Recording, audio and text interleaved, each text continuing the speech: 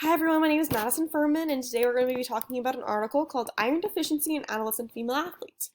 Is iron status affected by regular sporting activities? Well, let's find out. So, this article was created in Sweden. It was typed up in Sweden. These are the PhDs, MDs right here at the bottom. I'm not going to try and pronounce their names because I don't want to butcher them, but they're there if you need them.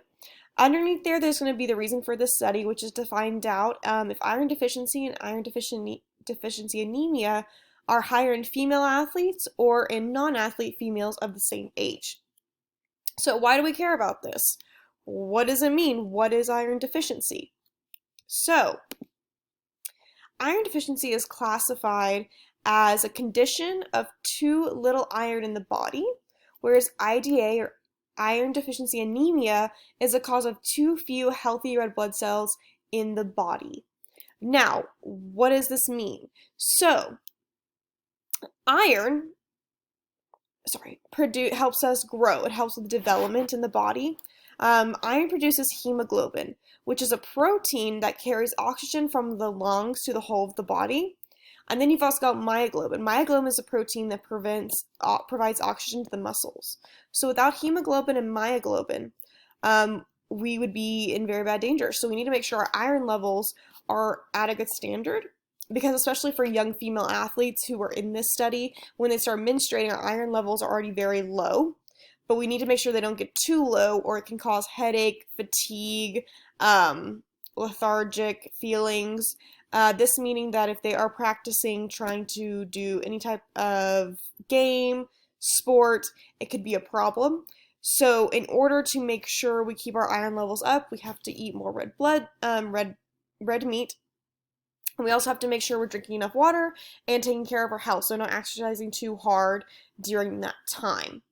So basically, no iron means no growth, which means health issues. That's why we need to care about what this article is talking about.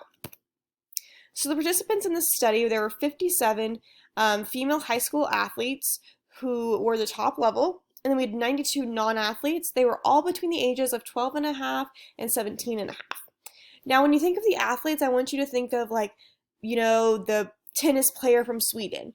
And then I want you to think of the non-athlete as more like a theater kid who doesn't do as much exercising as, say, the tennis player. Now, this testing was mainly done through blood testing. There was a questionnaire at the beginning that we'll kind of talk about why we did the questionnaire and what it was about.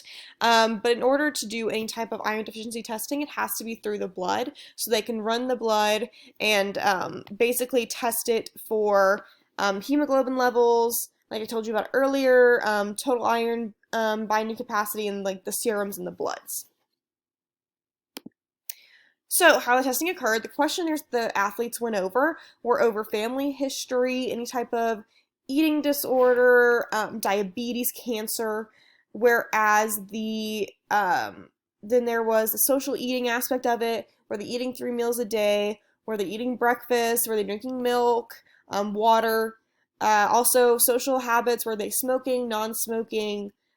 Were they already taking supplements for iron deficiency? And then, of course, hormonal contraceptives. They need to know if the blood is already being helped out with some sort of hormonal contraceptives like birth control or any other type of birth control.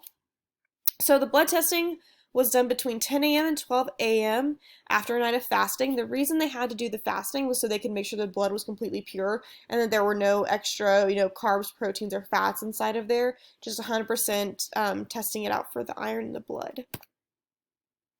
So the results of the study were very interesting, actually. So the whole point was to find out if athletes had a higher iron deficiency than non-athletes. So as you can tell, 30 out of 57 athletes were iron deficient, and then 43 out of 92 non-athletes were iron deficient. Now these seem like pretty big numbers, but when you break it down to the fraction level, they're actually pretty on point with both athlete and non-athlete. So it was pretty even grounding on that end. And then for the anemia or the IDA, 5 out of 57 athletes were proven to have IDA and 3 out of 92 non-athletes. So all in all, this wasn't a very big difference in the testing for athlete and non-athlete. Definitely not a proven hypothesis, but definitely interesting to see that with non-athletes, their examples were not as high as athletes. So we just need to make sure with our young female athletes, especially, we're watching their iron deficiency, making sure they're getting plenty of water, plenty of rest, making sure they're getting the right nutrition aspects to everything, and they should be perfectly healthy. But thank you for your time for this article. If you have any other questions, please feel free to ask me, and have such a great day. Thanks.